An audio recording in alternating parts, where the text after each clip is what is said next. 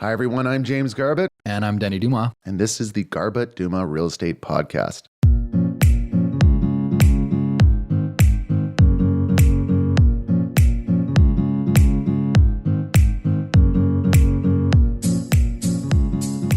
It's officially pre-sale season, Monica.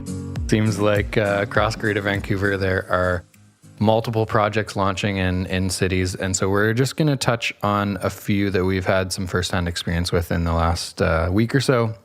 Focusing on Port Moody today, I think we should make this like a regular occurrence and kind of chat about different pre-sale options around Greater Vancouver.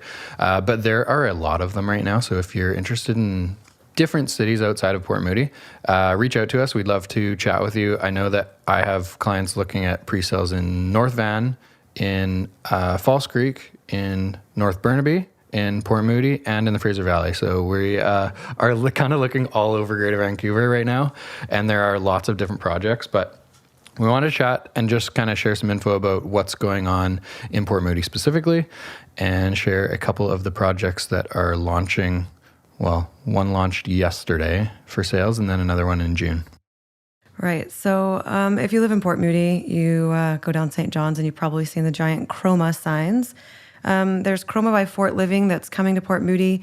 It's supposed to be completing in fall 2024, which we all know means spring 2025. They have a range of 1 to 3 bedrooms starting at $609, going all the way to $1,062,000. And you know what? We went and had a look at these, and they're situated on a nice area. They're right across from a school. There has been some construction in the area, but it's kind of settled down a little bit. We went and saw the presentation center. The finishes were, I guess, kind of like middle of the road. Price-wise, I mean, they seem pretty good because one beds in Port Moody are going in the $650 to $700 range sometimes, depending if they're renovated or new looking. And these are brand new, completing in 2024, and they're $609 for a one bed. That seems pretty good. Seems like a good deal. Yeah, that was like one of the things I wanted to talk about. So the two big projects that are coming up currently in Port Moody are Chroma and Moody Yards. Chroma has launched official prices. In terms of resale, it actually seems like quite reasonable. Usually in pre-sale, you're paying a bit of a premium, guessing that the market is going to be better in 2, 3, 4 years when this project's going to be done than it is today. But there's a building a block and a half away called the George that was completed in 2019, I think. Their one bedroom most recent sales are in the 650, 660 range. And these one bedrooms starting just over 600 square feet are starting at 609. I think that's pretty good value for new construction in Port Moody. It seems really good. We have a lot of clients that have kind of been going back and forth on this project. A lot of people are really excited about Moody Yards. They can't wait to see what it is. But the problem is Moody Yards hasn't released much. We don't really know much, and there's no guarantee that you'll even get one. Something to remember about new construction, especially in areas like Port Moody that are very desirable, is you probably won't get one unless you stay on top of it. You have to be on the list. You have to be on the pre-home selection lists. And if you have an opportunity to get one like Chroma, what do? Do you buy it, or do you wait and gamble and see if you can get one in Moody Yards and then hope that if you can't get one, there's still one left at Chroma? Like, what do you do? Totally. Chroma is more geared towards the investor, it seems, whereas Moody Yards seems to be more geared towards the end user. The floor plans, there's a lot more one bedrooms in Chroma. Moody Yards does not have any one bedroom layouts. The smallest layout they have is 720 square feet, and they call it a junior 2-bedroom. The den/second bedroom doesn't have a window, which is why they call it junior 2-bedroom. And those junior 2-bedrooms, 720 square feet, are starting in the high 600s. So kind of right around $1,000 a square foot, which is comparable to Chroma. Usually in new construction, you see the smaller units, the one bedrooms, selling slightly higher price per square foot than 2-bedroom units. So my guess, based on location, based on developer reputation maybe, that Moody Yards overall is just slightly higher price per square foot than Chroma. But I think as an investment, Chroma seems pretty good. It does. I've been going back and forth with this one for all those reasons that you said. And it does. I mean, it does have a great location. It is off St. John's, but you have to think Moody Yards is backing onto all the trains, so you kind of have to decide what's important to you. Something really interesting, though, is like these prices that we're talking about. I know for some people, they can think, wow, like high 600s for a junior 2-bed. To some people, that just means a 1-bed and den. But there was a project in Port Moody. There's Bold by Anchor, there's Grande by Onni, and when these first came out, everybody thought they were really expensive. Everyone thought Grande by Onni was really, really expensive. 1-bed starting at $590. It's completing soon. It seems like a really, really good deal today, and you're kicking yourself if you didn't get one of those.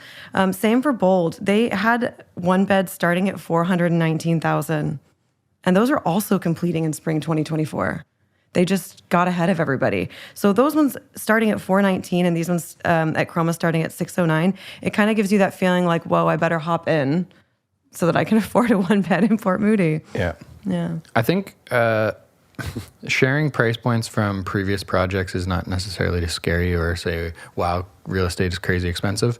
But Clyde was a good example too. Clyde is like a couple blocks away from Chroma on St. John's.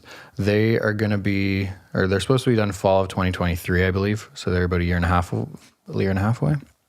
Their 1-bedrooms are starting in the low 5s. So that kind of gives you a good example of in the last year and a half, we've seen about $100,000 increase in 1-bedroom prices for new construction. I don't think that's going anywhere, though. That's the problem. Is there just is? We keep talking about supply, and it really is the problem. We're doing a podcast very shortly here on what's changing in 2022, and one of those things is federal budget, where they address supply finally.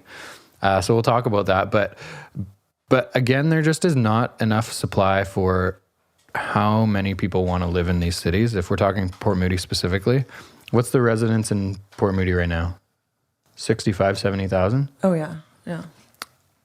Do you think that doubles in the next 5 to 7 years? It's hard to say, but I wouldn't be surprised. That's what we saw in other areas like Burnaby years ago, right? Mm-hmm. And it seems like it's kind of trailing, Port Moody's trailing behind, and you see almost the same trends that you saw in areas like Brentwood. You're seeing them in Port Moody now. Yeah. Yeah. If you're thinking about investments in pre-sales, I think maybe we should address the rents in these neighborhoods too. So I have a friend who owns a 1-bedroom condo in the George, which again is a block away from where Chroma is going to be. It's 2 years old, and his tenant just moved out, so he posted it at $2,200, and that was low because he was really busy and it was very easy to select a tenant. But I'm thinking, and his is a smaller 1-bedroom. His is like 575, 580 square feet, and those are renting. His is $2,200 now. So these ones at Chroma that are like 1-bed and dens, they're in kind of the $675K range, 675-ish square feet, 1 in dens. They're probably, if they existed today, they're probably 24, 25. Oh, for sure. Yeah, that's about right. I think there's really like the solid rental level for a nicer 1-bed is usually in the 23 to 25 range in Port Moody. Things like parking and EV parking and things like that are becoming more important. But mostly people just want a nice place to live. They'll pay $500, $600, $700 extra if it's a newer, nicer place, right? Yeah. Yeah. With how much real estate has gone up in the last couple of years, it seems like it's pushing people into the rental market, and rentals are just getting busier and busier. And again, the problem with rentals is that there just is not enough supply, noted by how many people will reach out to you if you post something for rent. And I don't think that problem is going to be solved anytime soon. And I feel like we'll look back in 12 months from now and we'll say, remember that time when a 1-bedroom in Port Moody was renting for $2,200? Because they're going to be $3,000 in a year from now or something like that. I honestly do. And I think if you're thinking about investing in pre-sales in Greater Vancouver, it's one thing to take into account. If, the reason that I like Port Moody and the reason that we wanted to do this podcast is because the new construction stuff, the pre-sales, in most other cities, you're paying a pretty big premium over the existing resale inventory that is a couple years old versus Chroma, and the initial price points of Moody Yards sound like they're kind of right in line, maybe a couple % higher than resale. Oh yeah, today's prices. They're pretty close to today's prices. And I'm sure that that's why Moody Yards has been dragging their feet releasing something, is they're trying to get it right. Chroma, the argument could be that they maybe should have dragged their feet a little longer, but those prices are really good for today. Mm-hmm. And, considering when they complete, we're talking about at least 2.5 to 3 years from now. There's a lot more that goes into deciding to invest in a presale, for example, like knowing what that means for a mortgage and down payments. If you know that you need time and you don't want to be, you don't want to be chasing the market a few years from now, these prices seem really good. Seem really good. Yeah. And you get to live in Port Moody next to Denny. There's one other thing I wanted to mention, and deposit structure. I think, as an investor, this is obviously a very, very big topic that you want to know about. With when you're guessing on real estate prices 3 years from now, it is obviously very attractive to tie up as little capital as possible in that 3 years. And just comparing these two, Moody Yards is guessing that they're going to be about 20%. They haven't really released final info yet because they're not going to start selling till June. But Moody Yards versus Chroma. Chroma is 15% over 6 months. So 10% now, 5% in 6 months from now. Right. And I like that. Yeah, it's 5% when you write, 5% after rescission, and then 5% after 6 months. It's pretty good. Moody Yards has said that they're probably doing a deposit that's 20% and it's going to be staggered. That usually means something kind of along the lines of what Chroma did. Bold was 15% when they released, and that was pretty good. It was the 5, 5, and 5, just like Chroma. So 20% down is not that bad.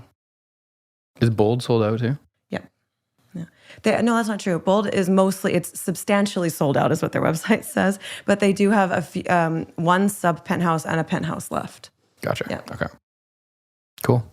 If you're thinking about investing in pre-sales, reach out to us. We deal with this stuff on a daily basis, and we have researched a ton of pre-sales in the last 6 months. And like I said, there is a lot launching this spring. It seems like we're just getting underway of pre-sale season. So reach out. We'd love to help you. Right on.